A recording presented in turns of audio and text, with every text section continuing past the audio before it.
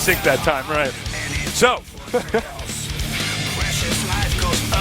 in the bottom left starting location, we have in the red from StarCraft 1, he is New challenger, CJ Entus Effort. And his opponent down here in the bottom right, very young but very deadly, he is Master, Maru Prime. Yeah, I'm going to have to do that little outro a few more times before I get that synced up. So yeah. Hopefully by the end of next week. Yeah, we'll have that all done. hopefully. We're going to find out. By the way, guys, make sure to tell everyone, get in here and watch this. This is a lot of fun. These are still the best players in the world. You may not agree with the format, but it's interesting to finally cast something a little bit different with the highest level players, right? Yeah, this is actually fun for me. We're getting all these different matchups, different players rotating. Yeah. It's kind of cool. I it's like it. It's really fast-paced. I'm enjoying casting it, at least. Yeah, absolutely. And the games have actually been quite good. And again, guys, tell your friends. Except for the second half of that last one. Oh, God, that was actually hard to cast, man. Yeah. I'm like, all right, I can't lie to you guys. This guy's dead, and he just has not left yet. No. Well, this also, game should be much better, though. Make sure that you tweet at GOMTV, and of course, at Artosis, at CallMeTasis. And the best tweets we're going to show during the game at the bottom of the screen. Yeah. You could be so E-famous. There are so many people watching this. Yeah, so man. This is your chance to be funny. Like that guy that was funny before. Yeah. What was it? Andrew Peterson? He's already had 2 tweets on He's had 2 tweets. 2 tweets. He's beating you guys. Yeah, you guys better Come pick on, up the guys. slack. Step it up. Seriously. So he's like, but I only have a Tumblr account. Well, get a Twitter account, man. Yeah. Do that. All right. We got a quick hatch here, and the Terran going for a quick expand. So both these guys are going for economy-oriented builds, which means they can't hurt each other early on. No, and not at all surprised to see that. Like, early rushes in this matchup, either it's a 2 racks or it's bust. You know, it's nothing. Yeah. So exactly. We'd have the quick gas from Maru, so this tells us at least he'll be going into a factory right away as opposed to a 3rd command center, which is a little bit risky. Artosis and Tasis, if your relationship was a StarCraft unit, which one would it be and why? It would be an Archon, right? Come on, guys. Hey, all right, let's try it. Here's I'll get one, right? I would be a Zergling with +1 carapace, and you would be a Baneling. Would we? All right, I can go with that. Let me try to think of one. So when you blow up on me, I just barely live. I'm trying to think of one for us.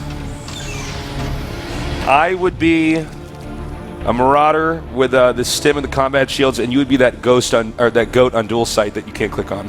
Wow. Oh, wow. I am that goat on dual sight that you can't click on. You would be one of the neutral units on the map. You haven't played the Heart of the Storm single player, have you? No. Saving that until right before Legacy of the Void? Yeah, when the Legacy of the Void beta goes down in between beta and launch, that's when I'm going to play There's an Easter egg of us in the single player. Why are you giving me spoilers? No, it's not a spoiler. Like that's a spoiler. There's a level that's where the best part of the story, I bet. That was my favorite part. You can click on a unit. It's like a goat, and it's called a Tastealope. Tastealope. And then there's another goat later on. Well, not a goat. I saw like one of these like alien goats or whatever. An Artosalope. Yeah. Oh. No, that's a real. I found out about that while I was streaming. I was like, whoa. Those are real animals. Better be. They're going to be one day. They're going to be when we make them. If you are... Use all that esports money, start making our own animals. Here's the thing. If you're a GSL fan and you also are, like, not a botanist, but the one for animals. What? You know, like a botanist studies plants.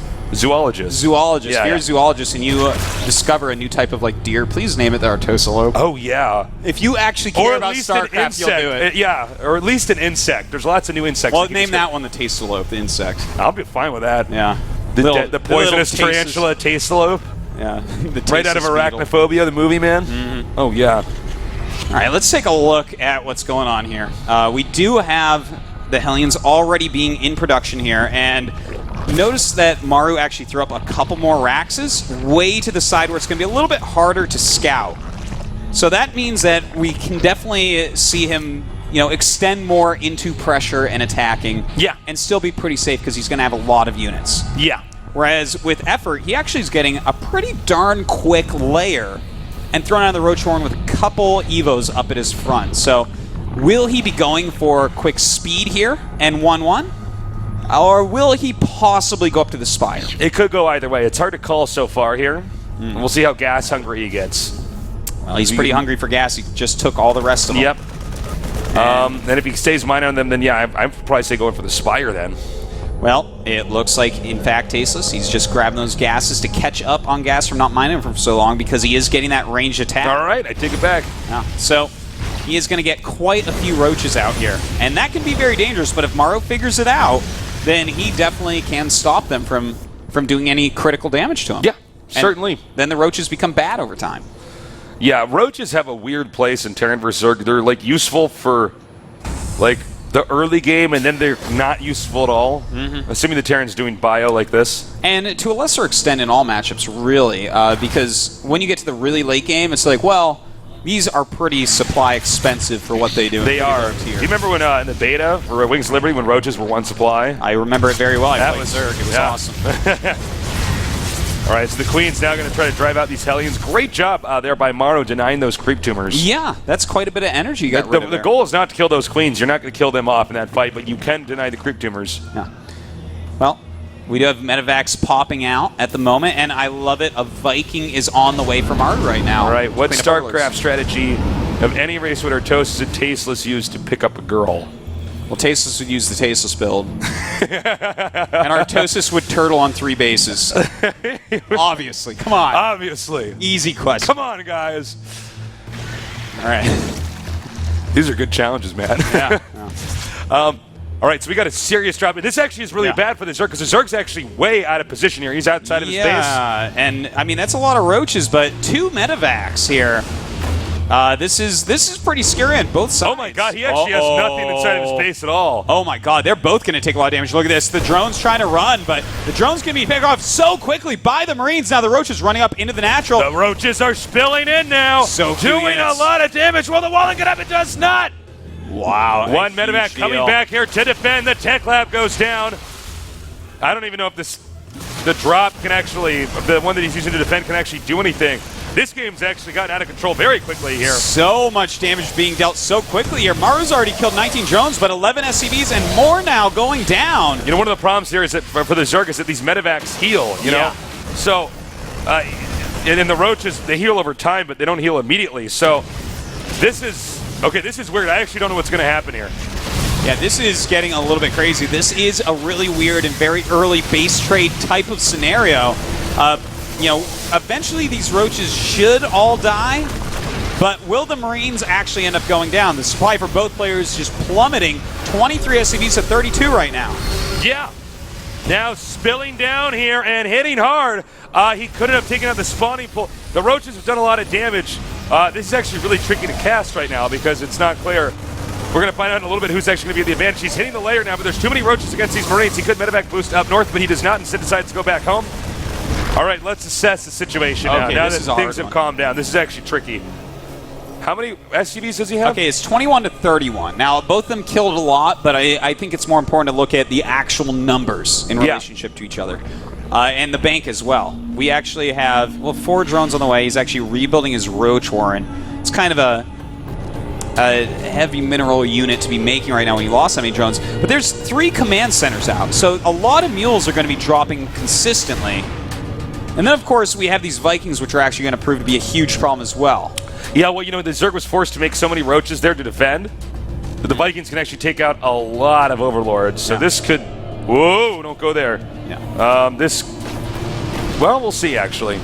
He's going to unload, and now he's splitting up his army here. Yeah, you know, this Zerg should have enough to defend, but, you know, a lot of this comes down to execution and not really numbers. Yeah. The thing is, if any more damage can be eked out, it's huge at this point. Yeah. Because this is the part where they're both trying to rebuild their economies. They need to get a lot of drones, a lot of SCVs out, and not lose any more. The best tool you can have in moments like this is simply experience, because situations like this don't happen that often where you both took so much damage that there's no longer really a tempo anymore. You know, I think I'm starting to feel this a lot more from Maru. I really like his Viking clump around the map because he's costing minerals to effort and costing map vision, which is keeping effort really defensive because he has an army composition that just isn't mobile, that isn't going to be good at stopping a quick drop. So he has to be very careful here. All right, he's stimming coming in here now. Nice targeting over here on the roaches. It would have been a much less even fight otherwise here. Now he's going to try this hatchery. Look at the hatchery in time. Oh my, look at this targeting. He's so good. He's not just attack moving. He's actually specifically getting each roach. Well, you know, he killed like 6 roaches back there. Yeah, in this type of situation, killing roaches is good. Killing anything is good as long as you get away with your units, and he's doing that. Yeah. And not just that, he's playing against Hydra Roach. He's doing drop harassment all over the place, very well, just picking things off, and going Siege Tank Marine behind Yeah, us. and I like the siege tanks in his base because that means he can't be counterattacked. He cannot. No. Absolutely not. And the thing is, he'll be able to actually take a third and not get overwhelmed. Yeah. And that's, in fact, exactly what he's going to do here, whereas if he didn't have siege tanks, like if he was trying to go Widow Mines or something right now, with the low supply numbers that they're both at, the Roach Hydra might have been able to crack him. But with the siege tanks there, as long as his formation is good, I think he holds against any incoming attacks, at least for a bit. All right, Manson are now landing down here. The third base has been secured, and I got to say, Maru is in great shape this game. I'm really impressed, especially considering he's against Effort, which was like top 3 StarCraft 1 Zergs. Yeah, imagine Effort just going out this first round. That would be very painful for him. He doesn't really have the results you would imagine for his StarCraft 1 skill level right now. All right. Well, it looks like the drops have slowed down. Not as much harass can be pulled off now. Zerg is starting to stabilize. The question is, can Zerg, after stabilization, play catch-up here? That's a good question. He's getting that Infestation Pit. Now, are we going to see him tech up to Vipers real quick, or is he actually going to use the Infestation Pit? I don't know, actually. That's a good question. It's hard to say. You know, I'd like to see the Vipers. I feel like we haven't Yeah. casted enough games with Vipers in them. Well, you know, Vipers definitely can be very useful, especially against units like the Siege Tank. You know, Yeah, you throw down that's that very blinding good point. cloud, or even You can harpoon the 3 of those siege tanks, pull them out, and then send your entire army in there. Sure. And, you know, of course, Ultra's always going to be useful, but he doesn't have any melee attack upgrades, so not as likely, maybe. Yeah, no, his course is set so that he probably won't tech to Ultras. Well, the thing is, I think no matter what, he has to get at least 1 Viper. Going up to Hive at this speed with this unit composition, he needs a Viper. Yeah. Well, here we have this medevac coming out here now. Again, Effort's completely stabilized here. The drops are not really going to do anything. I don't blame Maru for trying, but it's just, he's not going to get in there. Certainly. Well, that, you know, that's just something you're going to do against someone who doesn't have any Mutalisks. You're going to look to drop all game, even if it doesn't work. Yeah, for sure. Ooh, I was so hoping, but I dared not say it, Tasteless. The Zerg form of mech, the Swarm Host, is going to be coming out. He's getting his enduring. It's called the Zerg form of mech. That's actually so true. It is a Zerg form of mech. That's why I really like Swarm Hosts. I've been advocating them since the beta. But this is going to be cool, man, because the Locusts take the upgrades that he has, which is 2/2 on his range you know units. what? That's very smart. And he's playing against someone with a lot of siege tanks. This parlays perfectly. Yeah. Yeah. The Locust will take the damage for the other units while they move forward. But, you know, here's the thing. He's trying to get the Swarm Host now, but Terran's pushing at this moment. He's not going to have enough Swarm Hosts for this to matter. So the most important factor right now is how much damage can Maru do here in this attack? Well, Effort knows he can't hold there. His supply is actually greatly inferior right now, down about 20.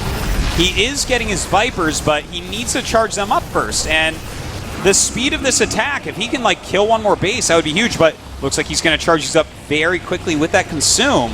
This is a great technique, by the way. These Evolution Chambers are so cheap. You just make a bunch of them and then vampire the energy out of them. Yeah. All right.